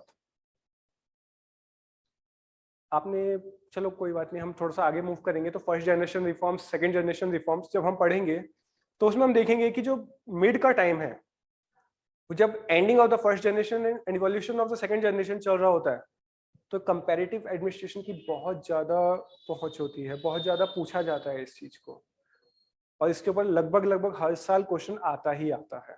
मैं दिखाता हूँ, अभी मैं प्योरली सारी स्लाइड्स बना के ला रखा हूँ मैं आपके लिए कि कितने क्वेश्चंस कहाँ से कब कब टपके हुए हैं और क्या आने की पॉसिबिलिटीज हैं, ठीक है? तो और इसी साल खत्म करके इसी साल मेंस लिखना है, इस तरीके से पढ़ना, ठीक है?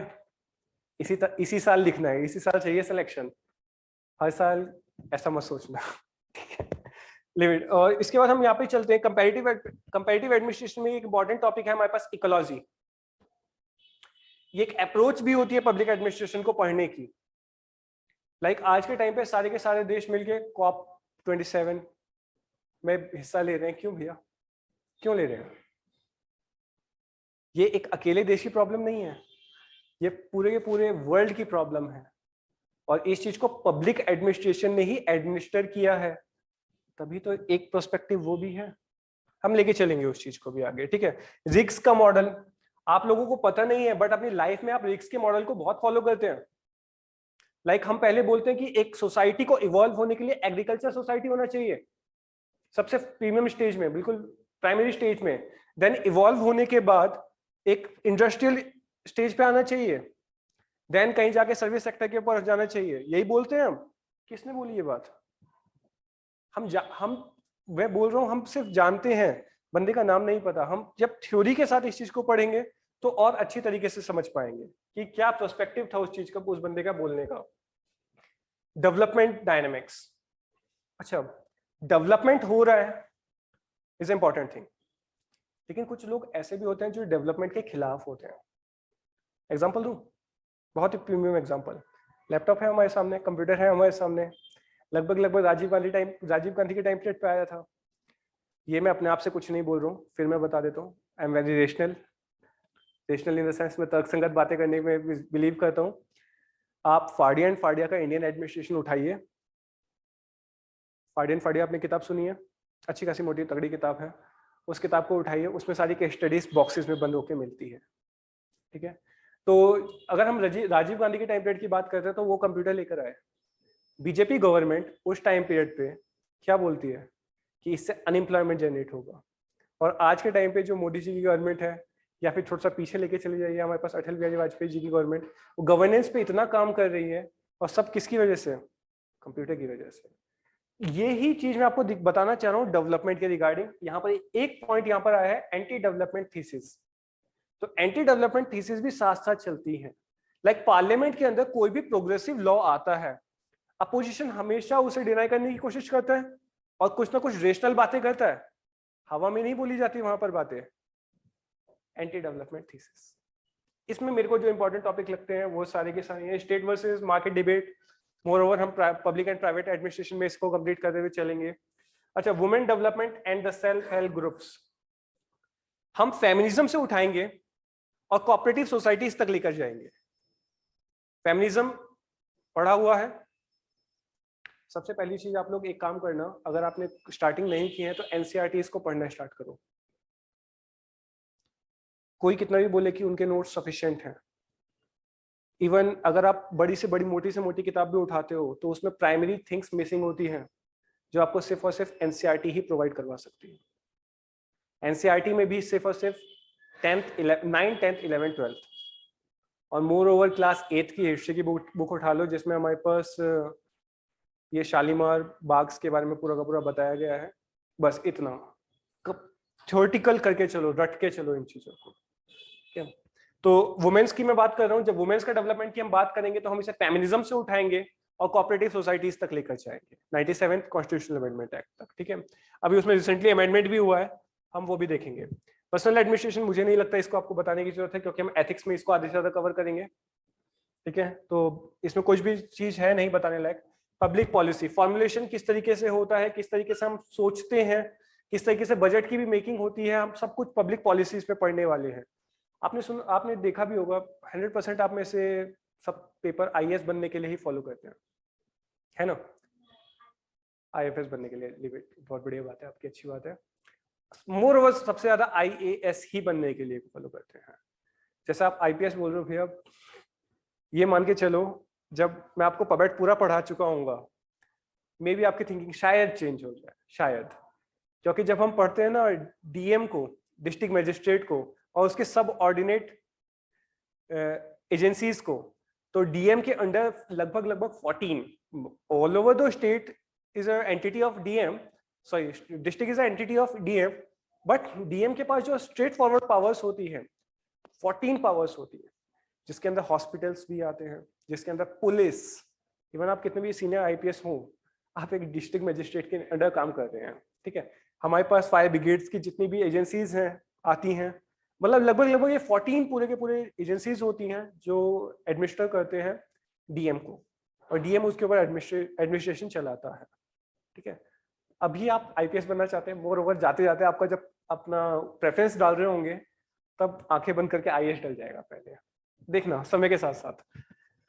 हम यहाँ पे पढ़ने वाले की पॉलिसी फॉर्मुलेशन कैसे होता है, ब्यूरोक्रेसी का रूल क्या होता है, हल्का फुल्का यहाँ पे चलेगा और कुछ नहीं चलने वाला।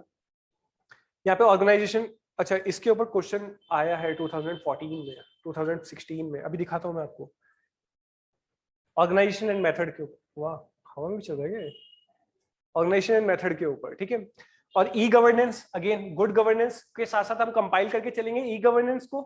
मतलब 173 टॉपिक्स स्ट्रेट फॉरवर्ड नहीं लिख रहे हैं हम कर्टेल करते करते करते उन्हें 100 टॉपिक्स पे लेकर आ रहे हैं, लेकिन जो मटेरियल तैयार हो रहा है एक साथ वो 3 से 4 जगह पे यूज होने वाला है, ठीक है ना।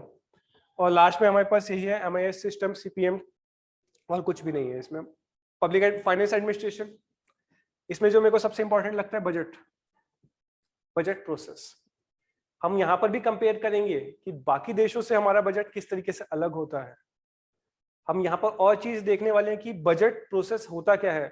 लाइक आपको सर ने जब पढ़ाया होगा, सर ने बजट पढ़ाया अभी तक नहीं पढ़ाया या पढ़ा दिया? पढ़ा दिया तो आप लोगों को समझाया होगा कि जितने भी हमारे पास सेक्रेटरी लेवल के पर्सन्स होते हैं उनको अशोक होटल में रखा जाता है। बताया आप लोगों को? पता है ना, फोन वोन सब जब्त हो जाते हैं। बहुत इंपॉर्टेंट प्रोसेस है बजटरी प्रोसेस। सोचो ना, गवर्नमेंट का एक छोटा सा एक्शन स्टॉक मार्केट को कहां से कहां पहुंचा देता है। इवन आज के सिनेरियो में देख लीजिए, जब तक अब जैसे यूएसए ने बोल दिया कि 5 दिसंबर तक वो सब क्लियर आउट करेंगे कि रशिया से ऑयल किस तरीके से परचेज करना है, सिर्फ इतने से स्टेटमेंट के ऊपर ओएनजीसी के शेयर्स नीचे हैं, सिर्फ एक स्टेटमेंट के ऊपर। तो सोचो गवर्नमेंट का जो बजट है वो कितना बड़ा है।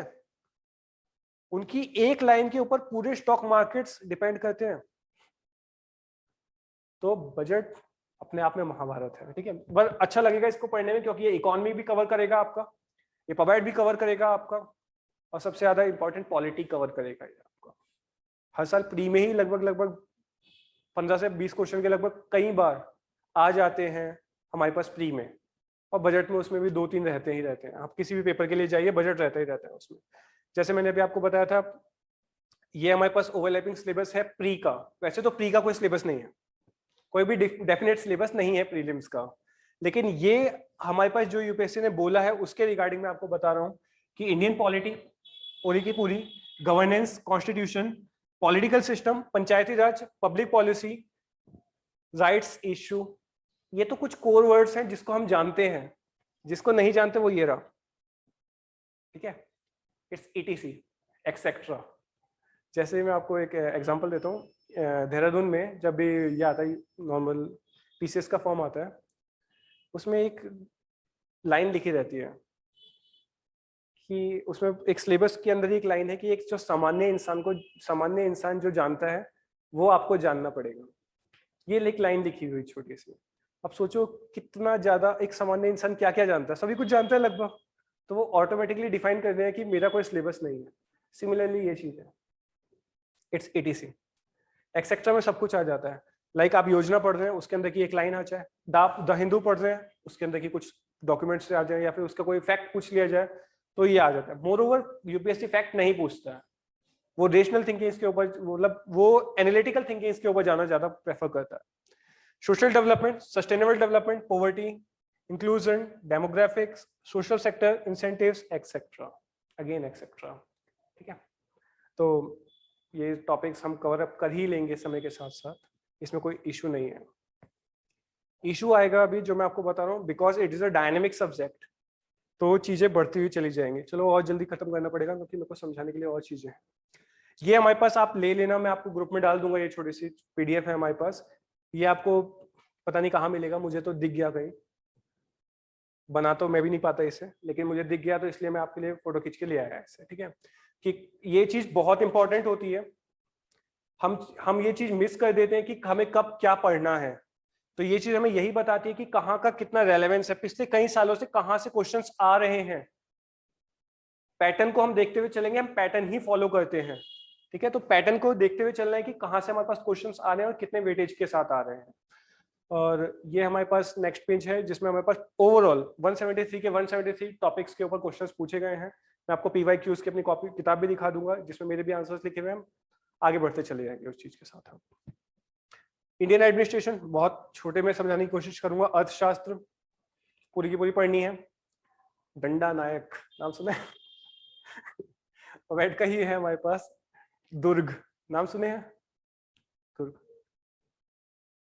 तो हाँ जी, फोर्ट को बोलते हैं। ये हमारे पास 7 थ्योरीज जब आती है, हमारे पास सप्तांग की थ्योरी आती है हमारे पास इंडियन एडमिनिस्ट्रेशन के अंदर, कौटिल्य के अंदर, तब मैं इन सब चीजों को बताने वाला हूँ। बहुत मजा आता है ना पढ़ने में, क्योंकि हमें अपना ही इतिहास समझने को मिलता है। मुगल एडमिनिस्ट्रेशन ये पढ़ रहा हुआ है आपने मेडिवल इंडिया में, अपने आप इतना एनसीईआरटी में इसमें भी आपने पढ़ा हुआ है। इतना ज्यादा फोकस इसमें नहीं करना पड़ेगा आपको, इसके ऊपर करना पड़ेगा, अर्थशास्त्र के ऊपर। और ये अर्थशास्त्र इतनी इंपॉर्टेंट है, आपको एस्से के लिए 100% कोई ना कोई लाइन देके जाएगी, एक पूरा पैराग्राफ लेके जाएगी अर्थशास्त्र की जो भी है। ये हिस्ट्री के अंदर आप जब भी ऐसे लिखना जाओगे और हिस्टोरिकल एस्पेक्ट डालोगे कहीं पे भी इकोनॉमी का, ये बहुत हेल्पफुल करेगा, बहुत हेल्पफुल रहेगा आपके लिए। मुगल एडमिनिस्ट्रेशन भी एक दो लाइन कोरिलेट करके डाली जा सकती है लास्ट में, legacy of the British rule and politics and administrative administration. यहां पर मैं आपको, सर ने पढ़ाया होगा, बट कॉमन पढ़ाया होगा, बट मैं भी आपको 1773 से लेकर 1947 तक के सारे एक्ट्स बताने वाला हूं, और सर से थोड़ा सा ज्यादा ही बताने वाला हूं क्योंकि हमें एज अ ऑप्शनल पढ़ना है, ठीक है। तो अब थोड़ा सा और ज्यादा साइलेंट फीचर्स ये आपको लक्ष्मीकांत में मिल जाएगा, बट उससे हम थोड़ा सा ऊपर बीपी फाड़िया नाम की किताब होती है, हम उससे और इग्नू के नोट से कवर अप करने की कोशिश करेंगे इन टॉपिक्स को देखते हुए चलना। ब्यूरोक्रेसी आ गई, ब्यूरोक्रेसी को हम ऑलरेडी एडमिनिस्ट्रेटिव थॉट्स वेबर के अंदर कंप्लीट करके बैठे हुए होंगे, बट यहाँ पर सिर्फ एक फाइनल टचअप देते हुए चलेंगे, ठीक है। पब्लिक सेक्टर अंडरटेकिंग्स ऑलरेडी आप इकोनॉमिक्स में पढ़े हुए हैं, पूरी पूरी पीएसयू के बारे में हमने पढ़ा हुआ है, हम उससे थोड़ा सा एक्स्ट्रा पढ़ते हुए चलेंगे यहाँ पर, क्योंकि ऑप्शनल का मतलब होता है एक स्टेप ज्यादा। जितना जनरल पर्सन को पता है, आपको एक स्टेप ज्यादा पता होना चाहिए उससे। इसीलिए जो हमारे पास ज्यादातर सिविल सर्वेंट्स का ऑप्शनल होता है वो पॉलिटिकल साइंस या फिर पब्लिक एडमिनिस्ट्रेशन होता है, क्योंकि उसमें ये सारे एस्पेक्ट कवर हो रहे हैं, एक भी एक्स्ट्रा नहीं मिल रहा है अभी तक आपको। क्या हुआ इसे? अच्छा, यूनियन गवर्नमेंट, ये आप सब कुछ पढ़ के बैठे हुए हो, executive, parliament, judiciary, functions, work process, ये आप सब कुछ पढ़ के बैठे हुए हो। इंटर गवर्नमेंटल रिलेशंस होता है ना, अभी अभी राजस्थान की गवर्नमेंट दिल्ली की गवर्नमेंट से भिड़ जाती है पानी के रिगार्डिंग, हरियाणा की गवर्नमेंट भिड़ जाती है, नीचे तीनों स्टेट्स में है, महाराष्ट्र लेके चलो, कर्नाटका लेके चलो, तमिलनाडु लेके चलो, ये मतलब आपस में भिड़ते रहते हैं पानी के रिगार्डिंग। पानी हो गया, इलेक्ट्रिसिटी हो गया, ये छोटे छोटे डिस्प्यूट्स होते रहते हैं। आर्टिकल 262 भी इसी के रिगार्डिंग बना हुआ है। तो इन सबको हम यहाँ पर समझने की कोशिश करेंगे। मोर ओवर कोर पॉलिटी है, कोर पॉलिटिक्स, ठीक है। अब क्योंकि आप जब लक्ष्मीकांत पढ़ते हैं वहां पर आप नाम कोट नहीं करते, लक्ष्मीकांत में कहीं नाम कोट नहीं हो रखे, मैक्सिमम टाइम नाम कोट नहीं हो रखे, या सिर्फ लीडरशिप का नाम कोट किया जाता है। लेकिन जब हम एज अ ऑप्शनल पढ़ते हैं तो वहां पर पर्टिकुलर पर्संस को कोट करते हुए चलते हैं, हम सेक्रेटरीज के स्टेटमेंट को कोट करते हुए चलते हैं, क्योंकि ऑल दो लास्ट में तो आपको एक सेक्रेटरी की पोस्ट तक ही पहुंचना है, ठीक है। इसके बाद हम लेके चलते हैं पीएमओ है, इसलिए हमारे पास नीति आयोग है, प्लानिंग कमीशन से नीति आयोग चेंज हो चुका है। तो पीएमओ बहुत पावरफुल है, बहुत ही पावरफुल इंस्टीट्यूशन है पीएमओ, प्राइम मिनिस्टर्स ऑफिस, बहुत इंपॉर्टेंट है। जब हम नॉर्थ ब्लॉक साउथ ब्लॉक पढ़ रहे होंगे तब मैं आपको बता दूंगा ये सारी चीजें। इसमें बोर्ड्स कमीशन हम पहले ही पढ़ चुके हैं, इसमें मैंने आपको दिखाया था, पेपर 1 के अंदर भी कमीशंस दिखाया था, यहाँ पर भी कमीशंस हैं हमारे पास। तो ये आपस में पेपर 1 और पेपर 2 भी ओवरलैप्स हो रहे हैं। आप पेपर देने से पहले, जाने से पहले आप पूरा सिलेबस एंटायर रिवाइज करके जाते हैं। क्या हुआ इसे? मशीनरी ऑफ प्लानिंग वही चीज है जो ऑलरेडी हम पेपर 1 के अंदर भी पढ़ चुके हैं, पॉलिसी फॉर्मुलेशन के अंदर। पॉलिसी फॉर्मुलेशन में हम पढ़ चुके हैं, यहाँ पर भी हमें प्लानिंग की पूरी हिसाब से पढ़ना है। इंडक्टिव प्लानिंग्स क्या होती हैं, आप रमेश सिंह या फिर सर के नोट्स के थ्रू आप ऑलरेडी इस चीज को पढ़ेंगे, और हम उससे एक स्टेप फिर आगे फर्दर मूव करेंगे, ठीक है। और इसमें कुछ भी नहीं है यार, इसमें लिटरली कुछ भी नहीं है, हम इसे 4-4 दिन में कवर अप करते हुए चलेंगे। यहाँ पर ये चीज इंपॉर्टेंट आ जाती है। ये चीज इंपॉर्टेंट क्यों होती है? क्योंकि इसके अंदर ना दो चीजें हो गई, एक तो हमारे पास हो गया फाइनेंस कमीशन, ठीक है। फाइनेंस कमीशन ऑटोमेटिकली हमारे लिए बहुत ज्यादा इंपॉर्टेंट हो जाता है, सबने रटा हुआ होगा आर्टिकल, है ना, सबका रटा हुआ होगा। गवर्नर 153 से स्टार्ट होते हैं और लास्ट तक खींचते चले जाते हैं। अच्छा, इसमें जो इंपॉर्टेंट आर्टिकल होता है इसका ऑर्डिनेंस मेकिंग पावर, ठीक है, इसको उसको प्रेसिडेंट के लिए 123, इनके लिए 213, ठीक है। आगे पीछे याद रखना, चीफ मिनिस्टर जितना इंपॉर्टेंट प्राइम मिनिस्टर है भैया उतना ही इंपॉर्टेंट चीफ मिनिस्टर है। लेकिन हम लोग इस चीज को साइडलाइन कर देते हैं, हम लोग इस चीज को किनारे करके मूव करते हैं। आप जब स्टेट पीसीएस का कोई भी पेपर दे रहे होंगे, प्रेसिडेंट से कम गवर्नर से ज्यादा पूछा जाता है। प्राइम मिनिस्टर से कम, चीफ मिनिस्टर से ज्यादा पूछा जाता है। सेक्रेटरीज की अगर बात करें तो स्टेट सेक्रेटरीट के बारे में बहुत ज्यादा पूछा जाता है। अपना यूके पीसीएस देख लीजिए, यूपी पीसीएस देख लीजिए, बहुत प्यारा एग्जांपल है आप लोगों के सामने। Chief secretary, state secretary, directorates, पूरी पूरी हायरार्की हमें पढ़नी है। मतलब लाइक कितने टाइम बाद प्रमोशन होता है, प्रमोशन होने के बाद क्या क्या पावर्स आती हैं, वो चीज हम इसमें पढ़ने वाले हैं। आप ये चीज देख के आप कोरिलेट कर पे आ रहे होंगे कि ये सिर्फ और सिर्फ पब्लिक एडमिनिस्ट्रेशन नहीं, पॉलिटी भी तो है, पॉलिटी ही नहीं इकोनॉमिक्स भी तो है, इकोनॉमिक्स ही नहीं सोसाइटी भी तो है, और अभी आगे मूव करोगे तो सोसाइटी ही नहीं इंटरनेशनल रिलेशंस भी तो है। आगे मूव करते हैं, चलो।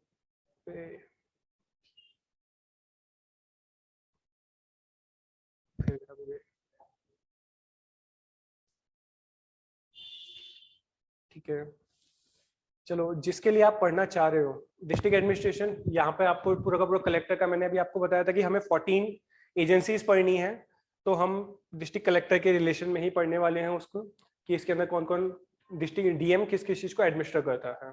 और यहाँ पर यूनियन स्टेट के रिलेशन, माइक आपको सबको पता है कि यूनियन गवर्नमेंट ही हमारे पास डिप्लॉय करती है ऑल इंडिया सर्विसेज को, तो उन जो एक रिलेशन होता है स्टेट गवर्नमेंट का यूनियन गवर्नमेंट के साथ, वो चीज हम यहाँ देखेंगे। आज आपके पास लिखने के लिए कुछ नहीं है, लेकिन कल से आपके हाथ बहुत दर्द हो जाएंगे, जैसे सर लिखवाते हैं, सर भी बहुत लिखवाते हैं, हमें पता है क्योंकि हमने भी लिखा है। सिविल सर्विसेज, सिविल सर्विसेज हल्का फुल्का इन द सेंस लगभग 60% हम पर्सनल एडमिनिस्ट्रेशन में पढ़ के आ रहे होंगे। पेपर 1 का पर्सनल एडमिनिस्ट्रेशन मैंने अभी आपको दिखाया था, वहां पर इवोल्यूशन ऑफ सिविल सर्विसेज है, ये civil services in Indian context है। तो लगभग हम 50% पर्सनल एडमिनिस्ट्रेशन का सिविल सर्विसेज यहाँ पर यूज करने वाले हैं। ठीक है, तो सिविल सर्विसेज, अच्छा सिविल सर्विसेज एक्टिविज्म जो मैंने आपको अभी बताया था डायलेक्ट लेजिस्लेचर के बारे में, वो यही चीज है, सिविल सर्विसेज एक्टिविज्म। ठीक है, पॉलिटिकल राइट्स हो गए, इसमें कुछ नहीं है। बजट ऑलरेडी हम पढ़ चुके हैं, जैसे हम पेपर 1 में भी। हमारे पास रोल ऑफ फाइनेंस मिनिस्ट्री, यहाँ पर एक और इंपॉर्टेंट चीज है, ये कौन सी मिनिस्ट्री को कितना बजट मिलने वाला है। आपने प्रोसेस पढ़ा है एक बार, तब तो मैं आपको समझा पाऊंगा, वरना फिर मैं सीधा बोलूंगा टॉपिक पे समझेंगे। बजट का प्रोसेस तो समझा हुआ होगा आपने हल्का सा, कि बजट आपके प्रोस्पेक्टिव में बजट पास होता है सिर्फ और सिर्फ फरवरी में, लेकिन बजट का जो प्रोसेस स्टार्ट हो जाता है जुलाई अगस्त से ही स्टार्ट हो चुका होता है। अगस्त में हमारे पास यूनियन गवर्नमेंट एक पूरा का पूरा डॉक्यूमेंटेशन मांगती है पब्लिक सेक्टर यूनिट से, स्टेट गवर्नमेंट से, फिर जाके स्टेट गवर्नमेंट उस चीज को यूनियन गवर्नमेंट को देती है, देन यूनियन गवर्नमेंट फिर उसमें चेक एंड बैलेंसेस करती है, बताती है कि ये कमी है, फिर नीचे से फिर एक बार ऊपर जाता है, मतलब 3-4 बार ये प्रोसेस ऊपर होके आता है, फिर फाइनलाइज्ड भी यूनियन गवर्नमेंट करती है जो पब्लिक सेक्टर यूनिट्स होती है उसके रिगार्डिंग। और सिमिलरली स्टेट गवर्नमेंट का भी रहता है, हाँ चलो जुलाई में नहीं, मतलब अगस्त में नहीं, उनका सितंबर में स्टार्ट हो जाता है, लेकिन इसी प्रोस्पेक्टिव में इसी टाइमलाइन पे स्टार्ट होता है। तो यूनियन और स्टेट की अगर हम बात करें तो ये पैरेलल ही चलती हैं। स्टेट गवर्नमेंट थोड़ा सा पीछे कर सकती है, लेकिन यूनियन गवर्नमेंट कभी नहीं होती। एडमिनिस्ट्रेटिव रिफॉर्म्स भैया मोस्ट इंपॉर्टेंट, अगेन एसीआर। अगर आप सिलेबस देखते हो मेंस का, मैं फिर बोल रहा हूँ, प्री सिर्फ आपको शकल दिखाने के लिए है, असली कहानी आपकी मेंस है। रोज 2 आंसर लिखो और अपनी औकात को नापो, कहाँ हो तुम। एसीआर बहुत इंपॉर्टेंट है। अगर एथिक्स में आपने कुछ नहीं पढ़ा, एसीआर की सेकंड रिपोर्ट पढ़ के चले जाओ। डिजास्टर मैनेजमेंट में कुछ नहीं पढ़ा, एसीआर की 4th रिपोर्ट पढ़ के चले जाओ। 4th रिपोर्ट में तो इवन आपके पास पूरा का पूरा ये इंटरनल सिक्योरिटी भी आ जाता है। जब हम एसीआर तक पहुंचेंगे तो मैं मोर ओवर पूरा तो नहीं लिखवा पाऊंगा, एक बुकलेट प्रोवाइड करवाने की कोशिश करूंगा आपको, ठीक है। तो एसीआर समझाऊंगा, पूरी एक एक पॉइंट समझाऊंगा, क्योंकि बहुत इंपॉर्टेंट है। इसको पढ़ लो, सिविल सर्विसेज का लगभग 20% सिलेबस ऑटोमेटिकली कंप्लीट है। पूरे एंटायर सिविल सर्विसेज का 20% सिलेबस एसीआर में कवर होता है। कितना इंपॉर्टेंट टॉपिक है, सिर्फ इसी चीज से आप कवर अप कर सकते हो, समझ सकते हो। रूरल डेवलपमेंट योजना और कुरुक्षेत्र अलोन इस टॉपिक को कवर अप करेगी हमारे, ठीक है। ये हमारे पास अर्बन लोकल गवर्नमेंट्स, जैसे हमारे पास वो 73rd अमेंडमेंट था, ये 74th अमेंडमेंट है। हमें इतना डीप जाके पढ़ना है कि हमें पता होना चाहिए कि एक मेंबर ऑफ पार्लियामेंट को कब 5 करोड़ रुपीस मिले हैं, 5 लाख से लेकर 5 करोड़ रुपीस किस किस टर्म्स में मिले हैं। लाइक 1992-94 में जब ये हमारे पास स्कीम स्टार्ट हुई थी तब सिर्फ 5 लाख रुपीस मिलते थे, लेकिन रिसेंटली अभी हमारे पास जो बजट आया है 2014 से ही 13-14 से ही हमारे पास 5 करोड़ रुपीस मिलने स्टार्ट हो गए। तो इसका इवोल्यूशन भी हमें पढ़ना है, इतना डीप जाके हमें पढ़ना है, ठीक है। तो इसके बाद कुछ भी नहीं है। Laws and order, law and order तो ऑटोमेटिकली इंपॉर्टेंट है ही। इसमें हम CRPC पूरा का पूरा एविडेंस एक्ट सब कुछ पढ़ने वाले हैं। कुछ लगता नहीं है कि जब हम इतना पढ़ लेंगे तो कोई पुलिस वाला हमसे बात नहीं कर पाएगा, इवन लाइक कांस्टेबल टाइप्स। अगर आपको ऐसा लगता है तो अपनी दिमाग से ये चीज निकाल देना, क्योंकि आर्टिकल 13 बोलता है एक पुलिस कांस्टेबल भी सरकार है, ठीक है। ये चीज याद रखना, आर्टिकल 13 और आर्टिकल 36। अगर आप एक स्टेट गवर्नमेंट के एम्प्लॉय से भी बात कर रहे हो तो वो भी सरकार से बात कर रहे हो आप, ठीक है। ये सोचना मत, लिमिट इस चीज को स्किप कर देना। आगे हम देखते हैं सिग्निफिकेंस ऑफ पब्लिक एडमिनिस्ट्रेशन। ये भी अपने आप में इंपॉर्टेंट टॉपिक है, क्योंकि ये ऑटोमेटिकली GS3 के साथ भी इंक्लूजन होता है। लाइक आपको सिद्धार्थ सर भी पढ़ा रहे हैं, सिद्धांत है ना, वो भी हमारे साथ के हैं। मैं आपको हल्का सा एक वैसे ही बताना चाहूंगा, ऑर्गेनाइज्ड क्राइम के बारे में उन्होंने पढ़ाया होगा शायद IR में, है ना, आने वाला है, कोई बात नहीं।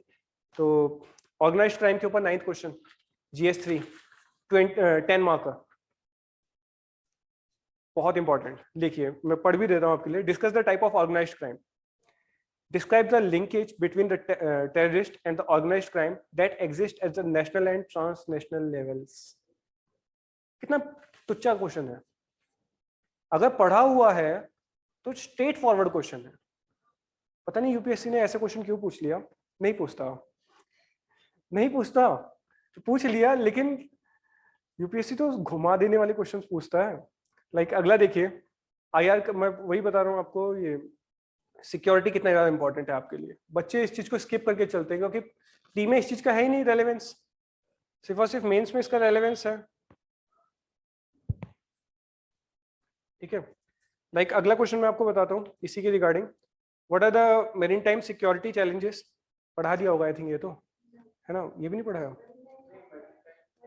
अरे यार उनके इंट्रोडक्टरी लेक्चर्स में ही थी ये चीजें, तो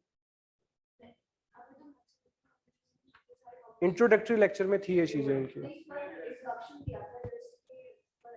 लिमिट, चलो छोड़ो इस चीज को, बस मैं आपको बता रहा हूँ कि बहुत ज्यादा इंपॉर्टेंट है ये ऑर्गेनाइज्ड क्राइम। लगभग इस चीज के ऊपर ही आपके 4 क्वेश्चन आ रखे हैं, तो उस चीज को भी हल्के में मत लेना और मेंस तक पहुंचोगे, मेरे को लगता है ऐसा। इस चीज को कवर अप करते हैं। आपको आई थिंक 14 हो गए, मैं आपको ये प्रोवाइड करवा दूंगा पूरी की पूरी, आप देख लेना कि कौन सा क्वेश्चन कहाँ आया है, क्योंकि टाइम का बहुत ज्यादा शॉर्टेज रहता है। ऑप्शनल पढ़ने के लिए ना कम से कम 3 घंटे होने चाहिए आप लोगों के पास एक ही दिन में, तब जाके मजा आता है पढ़ने का। देखिए हमारे पास, क्योंकि ये डायनेमिक सब्जेक्ट है, सिर्फ 173 टॉपिक्स है। सिविल सर्विसेज में इतना आसान तो नहीं होती चीजों को लेना। 173 प्लस डायनेमिक सब्जेक्ट। डायनेमिक क्या है, आपकी सोसाइटी में कुछ भी हो रहा है वो आपको साथ साथ लेके चलना है। लाइक G20 हुआ, लाइक COP27 हुआ, ये इकोलॉजिकल अप्रोच में आ जाता है पवेट की, इकोलॉजिकल अप्रोच में, तो उसको भी हमें इंक्लूड करना है। हमें डायनेमिक चीजों में क्या क्या चीजें लेके चलनी है। सबसे पहली चीज, क्या उस चीज का कोरिलेशन है हमारे सिलेबस के साथ। सेकेंड चीज, क्या उसकी एप्लीकेशन है हमारे सिलेबस के साथ। Application is nothing but the example, pure example, ठीक है। लास्ट चीज, हमें पता होना चाहिए उसका एनालिसिस एस्पेक्ट, क्या ये हमारे लिए किस हद तक ये हमारे लिए सही है और किस हद पे ले जाकर ये हमारे लिए गलत हो जाएगा। प्रोज एंड कॉन्स हमें पता होने चाहिए, ठीक है। लाइक डिसिप्लिन में आपको बता चुका हूँ, कुछ लिख लीजिए। 2-3 साइट में आपको बताना चाहूंगा जो आपके लिए बहुत इंपॉर्टेंट है, क्योंकि ये डायनेमिक सब्जेक्ट है। मैं जब छोड़ूंगा, जब आपका सिलेबस कंप्लीट हो चुका होगा, उसके बाद भी आपको रेगुलर टचअप में रहना है इसके, तो 3-4 साइट में आपको बता रहा हूँ, इसको आप लिख लीजिए और ये आपके लिए बहुत हेल्पफुल रहने वाली है। पहले तो आपको जैसे खाना खुना खाते हो ना भैया, रात को लंच वो डिनर करने के लिए बैठे हो, दिन में लंच करने के लिए बैठे हो, कोई मूवी देख लेते हैं, वो मूवी हटा के सनसेट टीवी देखना है, ठीक है ना। पहले राज्यसभा टीवी और लोकसभा टीवी अलग अलग आते थे। ये भी एक UPSC का क्वेश्चन बन सकता है कि ये दोनों कब एमेलगमेट हुए, कब हमारे पास एक साथ हुए। एमेलगमेशन कब हुआ? लोकसभा और राज्यसभा टीवी का, क्योंकि लोकसभा टीवी अगर हल्का सा मैं कंफ्यूज कर रहा हूँ शायद 1950-60s के अराउंड ही बन गया था और राज्यसभा टीवी बाद में आया था। तो इनका एमेलगमेशन अभी हुआ है रिसेंटली। अब इनको दोनों को मिलाकर सनसेट टीवी बना दिया गया है, तो ये भी आपको पता होना चाहिए। तो सनसेट टीवी बहुत इंपॉर्टेंट है, सनसेट टीवी की साइट है, ठीक है। नेक्स्ट लिखिए आप DARPG, it is department of administrative reforms and public grievances. ये बहुत इंपॉर्टेंट है, आपको हर 10 दिन में इसको कवर अप करके चलना है। हर 10वें दिन आपको इसको देखना है कि क्या कोई नई थीसिस आई है या फिर गवर्नमेंट ने क्या अपडेट किया है। नेक्स्ट लिखना भैया मिनिस्ट्री ऑफ होम अफेयर्स, ये तो आप देखते ही होंगे मेरे ख्याल से, ये तो रेगुलर टच में ही रहते होंगे आप इसके, है ना। Ministry of external affairs, IFS बनने वालों को तो स्पेशली इसके ऊपर फोकस करना है। मिनिस्ट्री ऑफ एक्सटर्नल अफेयर्स बार बार देखनी है ये साइट्स। मैं अभी दिखाता, अगर ये स्क्रीन ऑन होती तो मेरे पास तो ऑलरेडी इसके पिन पॉइंट्स बने हुए हैं कि भैया रोज रात को सोने से पहले एक बार, जैसे होता है ना व्हाट्सएप देख लेते हैं सोने से पहले, एक बार ये साइट देख लो, ठीक है। नेक्स्ट हो गया हमारे पास प्लानिंग कमीशन, ऑटोमेटिकली इंपॉर्टेंट है। NITI Aayog, sorry planning commission बोल रहा हूँ, NITI Aayog, NC, nation commission NITI Aayog. Next one is PMO की ऑफिशियल साइट है अपनी। और भैया इंस्टाग्राम पे लोगों को फॉलो करने के साथ साथ PMO को फॉलो करो, सेक्रेटरीज को फॉलो करो, ये आपको इंफॉर्मेशन प्रोवाइड करते हैं अपने रिगार्डिंग, ठीक है। एक नेक्स्ट लिखना है डिफेंस के रिगार्डिंग है www.idsa.com, idsa.com, ठीक है। ये डिफेंस के रिगार्डिंग है। अभी राजनाथ सिंह की बढ़िया सी फोटो यहाँ पे दिखेगी आपको, तो बस इससे ज्यादा कुछ नहीं बोलना चाहिए। और 2 आपको मैगजीन्स फॉलो करनी है, बिल्कुल, योजना और कुरुक्षेत्र। मोर ओवर जब तक मैं हूं यहाँ पे, फिर मैं बोल रहा हूँ, जब तक मैं हूं तब तक आपको अपडेट मिल जाएगा। जिस दिन मैं नहीं होऊंगा या फिर जिस दिन आपका सिलेबस कंप्लीट हो चुका होगा, उसके बाद से आपको अपडेट ऑटोमेटिकली अपने आप करना है, ठीक है। योजना और कुरुक्षेत्र रोज पढ़नी है। मैं आपको दिखाऊंगा, लगभग योजना ही मेरे पास, मैं प्रिपरेशन में हो गए हैं 4 साल लगभग मेरे, तो योजना ही मेरे पास इतनी है, ठीक है। योजना और कुरुक्षेत्र भी मेरे पास इतनी है, तो बहुत मोटी फाइल है। इसके बाद अगर बुक्स के लिए रिगार्डिंग आप जाना चाहते हो, वैसे तो आपको बुक्स की कोई जरूरत नहीं पड़ने वाली। सर की जो बुक है, मैंने गो थ्रू हूँ उसके थ्रू, परफेक्ट नोट्स है, लिटरली परफेक्ट नोट्स है। लेकिन होता है बच्चों को कि हमें और पढ़ना है क्योंकि हमारा ऑप्शनल है, तो BP फाड़िया, फाड़िया, उसके अलावा उसके ऊपर नहीं है कुछ, बट वो भी इनफ नहीं है क्योंकि ये एक डायनेमिक सब्जेक्ट है, ठीक है। और आपको बेसिक कंप्लीट करना है तो इग्नू के नोट्स हैं, ठीक है। इग्नू के नोट्स हैं। वैसे मैं जो आपको नोट्स लिखवाने वाला हूँ या कवर अप करवाने वाला हूँ, उसमें BP फाड़िया, इग्नू और मोहित भट्टाचार्य, इन तीनों का समअप होगा। मेरे को जो चीज़ जहाँ से अच्छी लगती है मैं उसे वहाँ से उठा लेता हूँ, और साथ में मेरी कुछ एडिशनल जो भी चीज़ मैं ऐड करवाता हूँ वो चीज़ चलती रहेगी। और किसी को भैया इंट्रोडक्टरी इसके रिगार्डिंग आपको कुछ पूछना है कि भैया ये टॉपिक कैसे होगा, क्योंकि करवाना तो मुझे है, आपको कुछ पूछना चाहते हो, ये आपके सामने पूरी स्लाइड है, कहाँ गई यार, ये पूरा का पूरा सिलेबस है, आप मुझसे कुछ भी पूछ सकते हो, क्योंकि अभी दूसरी क्लास होने में है 5-10 मिनट। कुछ भी आपको सिलेबस के रिगार्डिंग कोई क्वेरी है, या फिर लिखना कैसे है वो क्वेरी है, या फिर कोई भी एंटायर सिविल सर्विसेज के रिगार्डिंग अभी कोई क्वेरी है,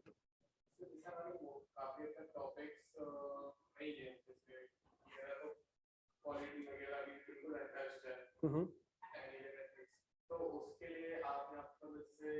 मैं बिल्कुल ग्राउंड फ्लोर से लेकर चलूंगा आपको। मैं बिल्कुल आपको, आप अगर आप प्रिपेयर नहीं भी करके आएंगे कोई टेंशन नहीं है, अगर आप बिल्कुल भी पढ़ के नहीं भी आएंगे तो मैं कोशिश करूंगा, जैसे एक नर्सरी के बच्चों को ABCD पढ़ाई जाती है, मैं लिटरली उस टॉपिक से आपको उठाने की कोशिश करूंगा। आप मेरा मेन एक सोल मोटो है कि आप आंसर राइटिंग के कैपेबल हो, आप अपने आप से आंसर राइटिंग करने के लिए कैपेबल बन जाओ, और इस लेवल की आंसर राइटिंग करो कि कोई बंदा चेक कर रहा है तो लगभग आपके 250 आउट ऑफ मिनिमम 150 के अराउंड आ जाए। 150 is a good score, more than good score, बहुत ज्यादा। आप किसी टॉपर की भी आंसर शीट को अगर आप चेक करते हैं तो 250 आउट ऑफ लगभग उनको कितने मिलते हैं 100। अगर 110 का स्कोर वो टच करना है तो वो बंदा खुद लिख के देखता है वेरी गुड, बट मैं इससे ज्यादा दे नहीं सकता, वो खुद लिख कर देता है, ठीक है ना। तो आप वैसे मैं कोशिश करूंगा आपको नर्सरी के लेवल से उठाकर सीधा ग्रेजुएशन पोस्ट ग्रेजुएशन के लेवल पर लेके जाके। और कुछ समझ में आया ये टॉपिक पढ़ना क्या है? कल से लिखना भी है, मोर ओवर स्लाइड्स तो कम ही रहेगी लेकिन आपको लिखवाया जाता जाएगा। और कुछ पूछना भी आपको? अरे पूछ लो, आज ही का दिन है, क्योंकि आज के बाद थोड़ा सा सिलेबस टिपिकल होता चला जाता है। पहले दूसरे तीसरे दिन ये अच्छे लगते हैं क्योंकि सिर्फ एडमिनिस्ट्रेशन पढ़ना होता है। फिर जब थोड़ा सा ये एडमिनिस्ट्रेटिव थॉट्स आते हैं ना, जैसे ये जब मैं बोलूंगा कि उस टाइम पे अपने आप को रख के सोचो, यहाँ पर दिक्कत होनी स्टार्ट हो जाती है। तभी इस टॉपिक को कवर कराने में लगभग पूरे फर्स्ट और सेकंड टॉपिक को कवर कराने में 2 महीने के लगभग लग जाते हैं। कुछ पूछना है तो पूछ सकते हो आप लोग, वरना कल से तो आपका सिलेबस है ही स्टार्ट। और कल मैं आपको करवाने वाला हूँ, स्टार्टिंग करवाने वाला हूँ व्हाट इज एडमिनिस्ट्रेशन, और एडमिनिस्ट्रेशन के हमारे पास क्या क्या प्रोस्पेक्टिव रहते हैं। खुल जाओ यार, बहुत बेकार चीज है, मैं तो पहली बार आया हूँ इसके ऊपर। खुल जा भाई खुल जाओ। मतलब टॉपिक 1 जो ये पीडीएफ आपको मिलेगी, इसका आप सिर्फ पहला वाला पार्ट पढ़ के आना। पहले में भी सिर्फ आप सिर्फ मीनिंग स्कोप यही चीज पढ़ के आना, ठीक है। पढ़ के नहीं भी आओगे तो कोई इशू नहीं है, बट कोशिश करना कि आप पढ़ के आओ, ठीक है। बाकी आपसे मिलते हैं कल, इसकी तो आज जरूरत ही नहीं पड़ी। बाकी मेंस के ऊपर पहले हफ्ते से ही फोकस करो, क्योंकि it's all about mains. Pre हो जाता है, प्री लिटरली हो जाता है। मेंस निकालना हर किसी के बस की बात नहीं है, वहां धुरंधर ही निकलेगा या वो वहां मेहनत ही दिखेगी। प्री तो तुक्का भी लग जाता है, बट मेंस आपकी मेहनत के ऊपर है। हो सकता है आपके साथ वाला जो पढ़ नहीं रहा है उसका भी प्री निकल गया और आपका भी निकल गया, आपको गिल्ट फील नहीं होगा जब आप मेंस के मार्क्स देखोगे, ठीक है। चलो see you soon, see you tomorrow, okay, welcome.